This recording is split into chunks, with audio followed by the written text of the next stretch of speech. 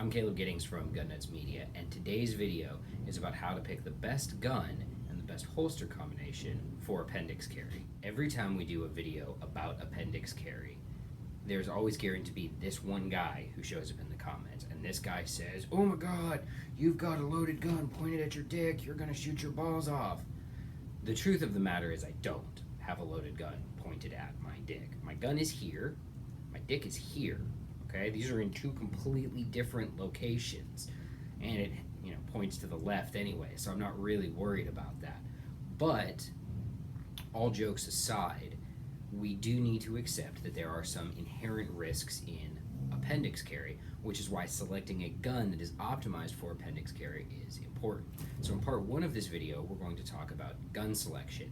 Part 2 of this video, we're going to talk about holster selection for appendix carry. First thing we're going to talk about are my least favorite guns for carrying at the appendix position, and those are striker-fired guns with no manual safeties of any sort. Now you could, yes, argue that the Glock's trigger safety counts as a manual safety, but for our purposes, it really isn't. The reason I don't like these guns for appendix carry is they have the greatest number of things that could go wrong and the fewest number of ways to prevent them from going wrong. That's why all of my Glocks that I use for the appendix carry role have been fitted with the striker control device, which is a plate back here on the back of the gun that when I pull the trigger moves just a little bit. It basically acts like an external hammer. So when I'm going to holster a Glock at the appendix carry position, I put my thumb over it just like I would if I was holstering a hammer-fired, a DA gun, and that way, if I fail to clear the holster properly, if I don't see an obstruction in the holster because it's dark or something like that, then the SCD, the striker control device, will push back on my thumb when there's pressure on the trigger, and that will tell me I need to stop holstering the gun, I need to re-clear my holster, and I need to then safely reholster. So, striker-fired, safety-less guns, least favorite guns for appendix carry. Now, because I've now gone and said that, I'm going to get the other guy who always comments on appendix carry videos, and he's going to say, if you don't feel safe holstering a gun at the appendix carry position, you need to get more training. I mean, I could always use more training, but at this point I've got like 10,000 hours of formal class time, so I'm pretty comfortable holstering guns at all sorts of different positions, and I just don't want to shoot myself.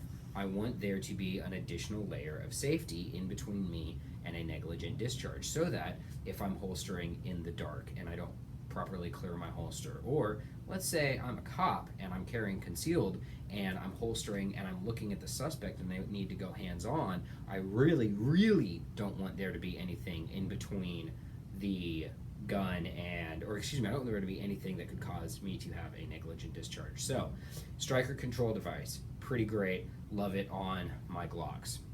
That then brings me to the second type of gun that I do recommend for appendix carry. One of my favorite platforms for appendix carry are traditional double action, single action guns with an external hammer and some sort of manual safety generally, or at the very least a decocker. This is the Beretta PX4 Storm Compact Carry. I love this gun, and I think it's an excellent choice for appendix carry position. And I think these guns are an excellent choice because they have a hammer.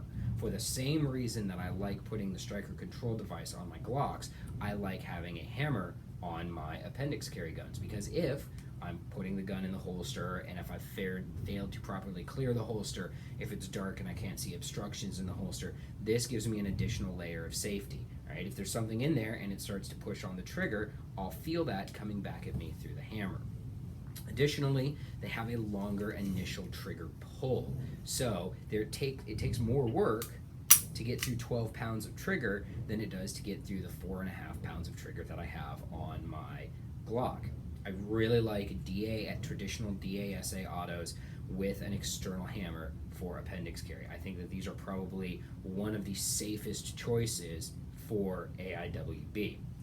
Now, my last choice, and what I believe is the safest choice for appendix carry, is going to be a little controversial. The reason it's going to be controversial is because it's single action. I get more comments about people saying, I can't believe you have a cocked firearm pointed at your balls or your whatever than I do about anything else. But here are some things I want you to consider. When you are using the appendix carry position, the point of danger is when you're actually going to holster your gun. The 1911 is built in such a way that it is incredibly safe. What I do when I'm holstering my 1911 at the appendix carry position is I grip the gun in such a way that I am not engaging the grip safety, the manual safety is on, and my thumb is over the hammer so that I can simply holster. And then my gun is safely put away, it's concealed, and I don't have anything to worry about. The reason I really, really like the 1911 for appendix carry is the multiple redundant manual safeties. That's it. That's my favorite choice. That's the gun that if I had to only carry one gun at the appendix position, I would choose to carry a 1911. That does it for part 1 of this video. In part 2, we're going to discuss holster selection. This is part 2 of our videos about appendix carry gear selection. Previously, we talked about picking the best gun for AIWB. Now, we're going to talk about picking the best holster for AIWB. There are a myriad of options for appendix carry holsters, ranging from very, very good to very, very bad. And one of the disadvantages of the popularity of appendix carry has been that there are a lot more poor choices for holsters than there were previously. And we're going to talk about 3 options that I have actually used, why I like them, and why I've selected them. And we're going to go kind of from least optimal to what I think is the best choice for appendix carry. And our least optimal choice is going to be a simple leather minimalist holster, all right? I have used this for AIWB. It's rigid, it protects the trigger guard so the gun won't obviously go off when it is in the holster, but it's really not the best choice for appendix carry. But it's minimalist, it's lightweight, and it gets the job done. This is a solid choice if what you're looking for is the smallest holster footprint possible, and that's exactly what I was looking for when I used this holster for appendix carry. Some of the reasons that it's not optimal though are, for example, the clip.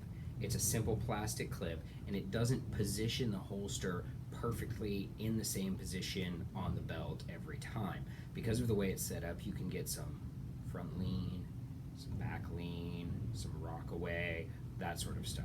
Now I will say it is acceptable though because it has a steel reinforced mouth, all right? If the mouth of your holster collapses shut, it's not acceptable for appendix carry. It has to have a steel reinforced mouth if you're going to use a leather holster, or reinforced somehow, whether it's double layers of leather or something like that. It's got to stay open so that when you go to reholster at the AIWB position, you can do it without having to put your other hand down here and flag yourself and do a bunch of dangerous stuff. So, leather minimalist holsters. Decent, but not the best choice. Now, here is my second favorite appendix carry holster that I've ever had, and the first appendix carry holster that ever really worked for me. This is a Shaggy by Custom Carry Concepts. It is for a full-size 1911, and I have used it to great effect over the past year and a half during my 1911 tests to carry a full-size and a commander-size 1911 at the appendix carry position. It is an excellent holster. It's very well made. It's very comfortable as well, thanks to the leather backing that allows it to not necessarily chafe when you're wearing it without an undershirt. There's only one thing that I don't like about this holster, and that's the lack of butt tuck. So butt tuck, when you're carrying at the appendix carry position, is the rotation of the butt towards the body, like this. So for example, if the gun is way out like this, it's not going to conceal well. You want good butt tuck that tucks it in to the shape of the body. The Shaggy came with an attachment that broke off, and that attachment allowed it to have some better butt tuck, but it was made out of kind of flimsy plastic, and I snapped it off after repeated use. And that brings me to my favorite holster for appendix carry, which is the Dark Star Gear holster with the Raven Concealment Systems wing claw. This This is the best holster I have ever used for AIWB, and I use it with a full-size Glock 22 or a Glock 34.